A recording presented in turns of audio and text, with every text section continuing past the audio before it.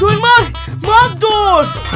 এই থাম, ট্রেন আসেনি কিছু না, তোর স্টেশনে এইভাবে দৌড় মারছি কেন? স্যার আমার খুব পায়খানা চাপিছে, পায়খানাটা কমবে। ও পায়খানা করার লেগে দৌড় মারছি, সামনে যা দেখতে পাবি। ওগো ভাই পায়খানা ফিরবো, পায়খানাটা কই গো? কেন তুমি দেখতে পাচ্ছ না আমরা পায়খানা করার লেগে দাঁড়িয়ে আছি আর তুমি পায়খানা খুঁজে বেড়াইছো? আমি তো ভাবছি তুমি কন্ট্রোলে রেশন নেওয়ার লেগে দাঁড়িয়ে আছো। হট লোকটা, রেশন লেয়ার লেগে দাঁড়িয়ে থাকবো কেনে? পায়খানা ফিরার লেগে দাঁড়িয়ে আছি। তুমি যদি পায়খানা ফিরতে চাও তাহলে পেছনে এসে দাঁড়াও।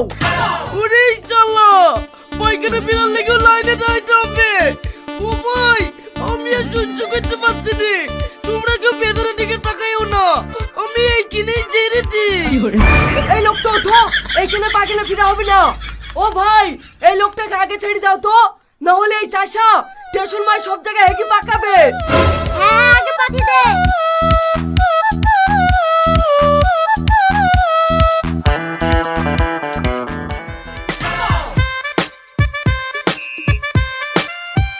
বাবা বাসনু হাগাচ্ছে এই শান্তি জিনিস এই পৃথিবীতে কোনো কিচ্ছু নাই। এই বাবু চ। এই চলতেছ যে টাকা দি যাও। টাকা কিসের? আরাম করে পায়খানা ফেললি শিগগিরই 20 টাকা দাও। এই লোকটা আবার কি বলছে রে? সকাল থেকে আমি 20 টাকা খাইনি আর পায়খানা ফেরার লেগে 20 টাকা দিয়ে দেবো? এত তোমার গ্রামের আগান বাগান পাওনি, শিগগিরই 20 টাকা দে। ঠিক আছে এই নাও।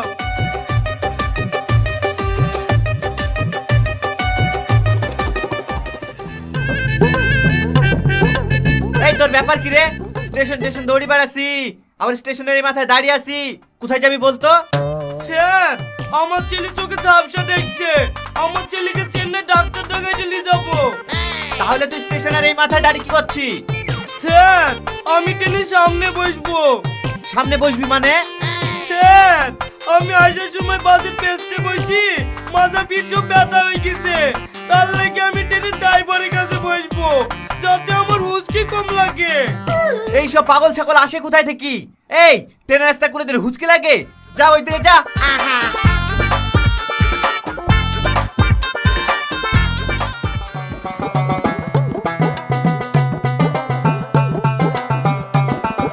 এই, আমরা কোথায় আসলু রে? বোম্বে না সৌদি? একটু পড়ি দেখ। এইসব লেখা আমি পড়তে পারবো নাকি, তাই বলবো। তাই তো রে, তোরই আবার কি দোষ দেবো? আমাদের গ্রামে কত সুন্দর লেখা। ও আ